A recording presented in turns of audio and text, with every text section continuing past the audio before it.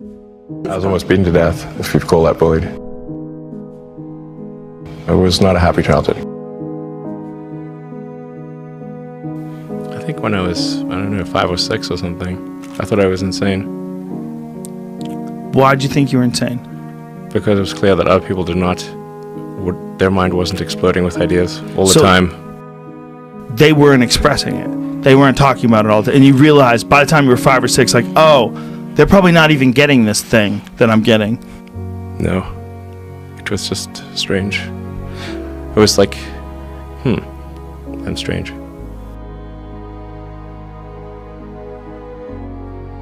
But my lack of ordinariness did not manifest itself until later in life. Or wasn't all that obvious.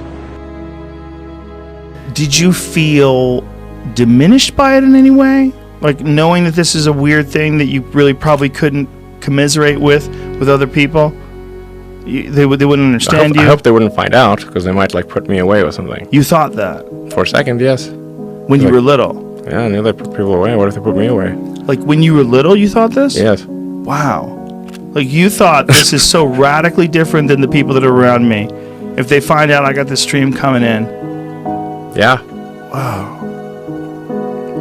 But I was only like 5 or 6, so like what is it like? Like try to explain it to a dumb person like me. It's like a never-ending explosion. Never-ending explosion. It's just constant ideas, just bouncing around. Yes. Whew. Damn. Yeah. So when everybody leaves, it's just Elon sitting at home, brushing his teeth. Just a bunch of ideas bouncing around your head. Yeah. Whew. All the time. I was always sort of really interested in reading when I was a kid, and I would read everything that I could get my hands on. I read the encyclopedia. I read At what age? Let's see, probably age 9 or 10. Okay. You were starting to read it? Well, and not that I actually wanted to read the encyclopedia, but I ran out of things to read, so in desperation I read the encyclopedia. You just really wanted to learn. So Yeah. at an early stage you had that, and you had that inner drive yourself. Yeah.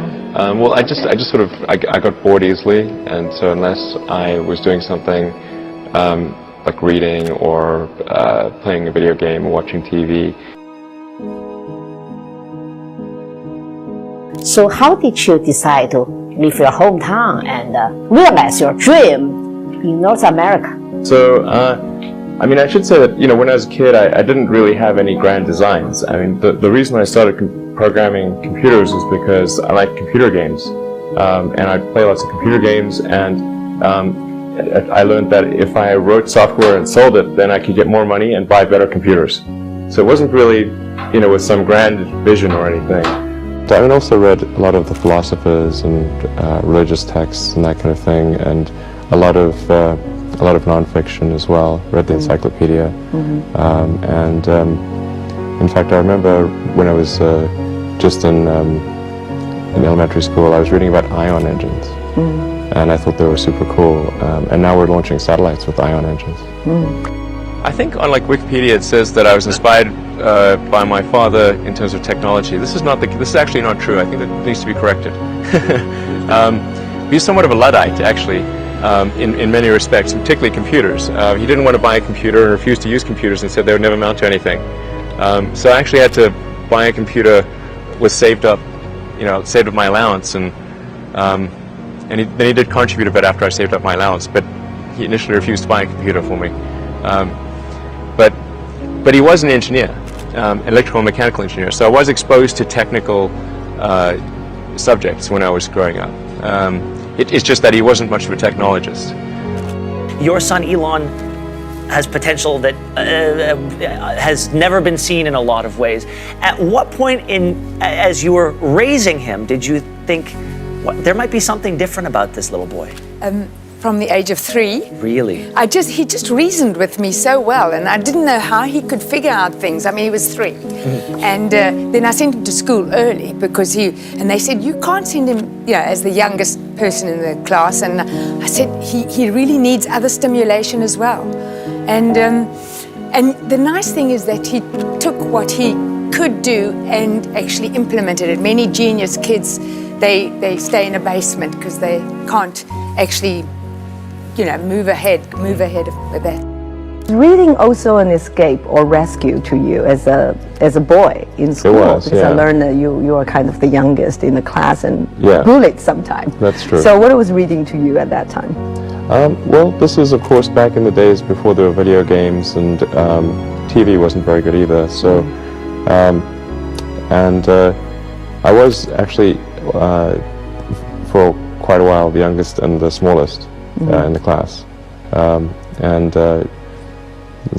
my parents moved a lot, so I went through 6 different schools. So it was difficult to, you'd make friends, and then one year, and then you'd be in a new school the next. So,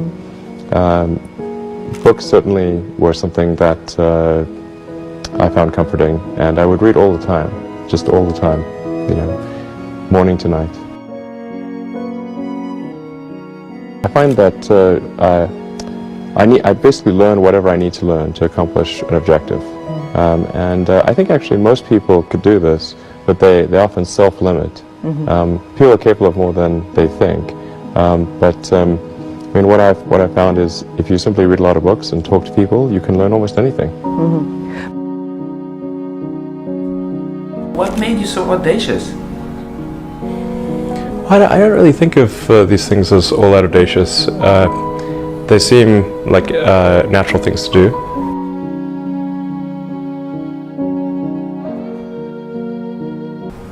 It's sort of more of a long-term optimization rather than a short-term one.